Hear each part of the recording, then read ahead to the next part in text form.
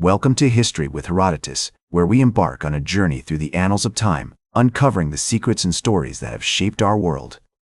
Today, we find ourselves in the midst of a pivotal moment in ancient history as we delve into the Battle of the Axona, a clash of arms that took place in 57 BC.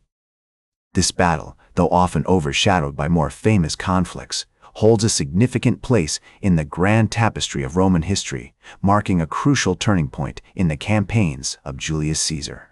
As we set out to explore this fascinating episode, let us first transport ourselves to the banks of the Axona River, which flows gently through the rolling hills and verdant plains of what is now modern-day France.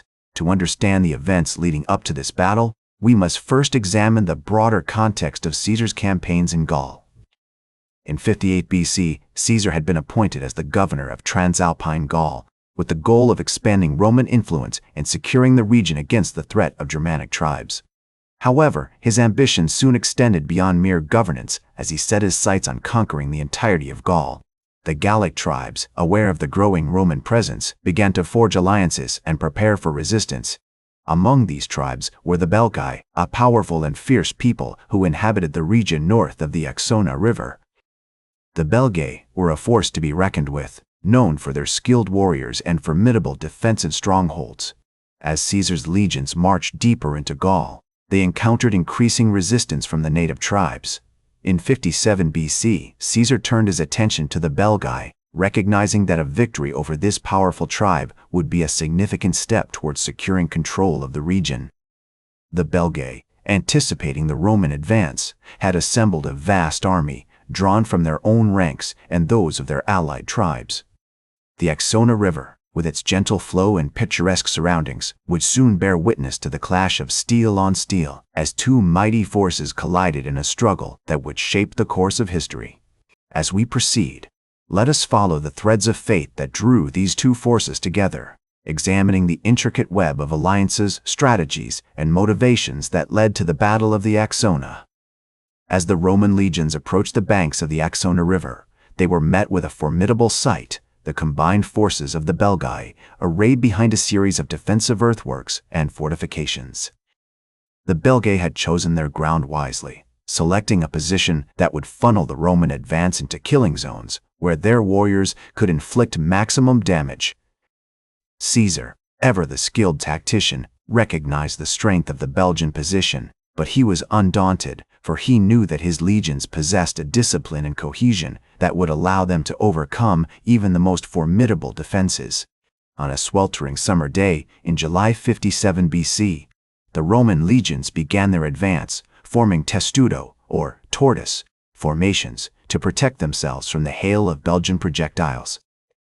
The Belgae, meanwhile, unleashed a torrent of javelins and sling stones, seeking to break the Roman lines and create openings for their warriors to exploit.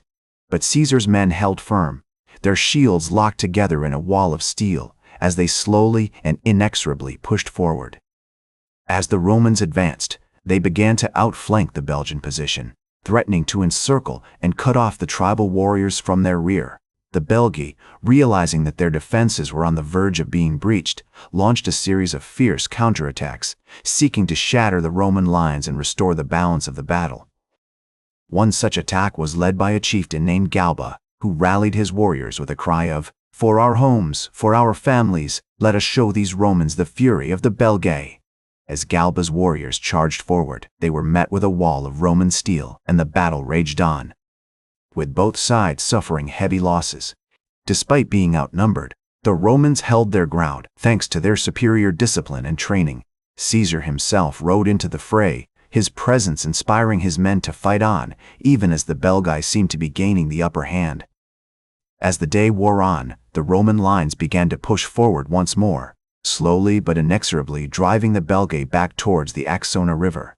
The tribal warriors fought valiantly, but they were no match for the relentless advance of the Roman legions. As the sun began to set on the battlefield, casting a golden glow over the carnage and chaos, the Belgae realized that their position was untenable. Their defenses had been breached, their warriors were exhausted, and the Romans were poised to deliver the coup de grace.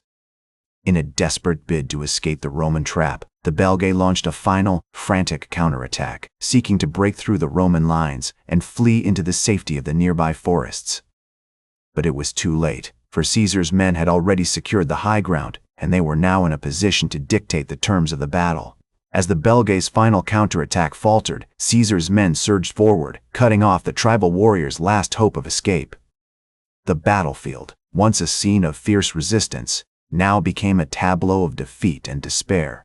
The Belgae, realizing their cause was lost, began to surrender in droves, their leaders either slain or fled. Galba, the chieftain who had rallied his warriors with such fervor, was among those who fell, his body lying amidst the carnage as a testament to the ferocity of the battle. As the dust settled, Caesar's men set about consolidating their victory, tending to their wounded and burying their dead. The Belgae, meanwhile, were rounded up and taken prisoner, their fate to be decided by the Roman commander. Caesar, ever the pragmatist, chose to show mercy to his vanquished foes, recognizing that the Belgae's loyalty could be won through kindness rather than cruelty. He offered them a chance to surrender and swear allegiance to Rome, an offer that many accepted, weary of the devastation and bloodshed that had ravaged their lands. The Battle of the Axona, as it came to be known, marked a significant turning point in Caesar's campaign in Gaul. The victory cemented his reputation as a brilliant tactician and a leader of unyielding determination, earning him the admiration of his men and the respect of his enemies. As the Roman historian Tacitus would later write, Caesar's name became synonymous with victory, and his conquests were hailed as a testament to the power and majesty of Rome. In the years that followed, the Battle of the Axona would be remembered as a pivotal moment in the Roman conquest of Gaul.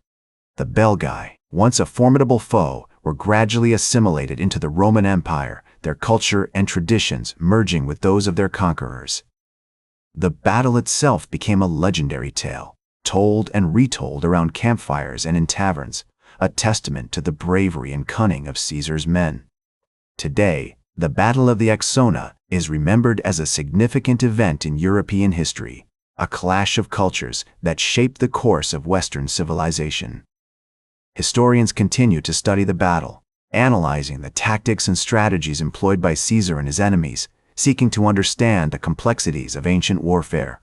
The Battle of the Axona serves as a powerful reminder of the transience of power and the impermanence of human achievement. Empires rise and fall, civilizations come and go, but the memories of great deeds and great leaders endure, inspiring future generations to strive for greatness.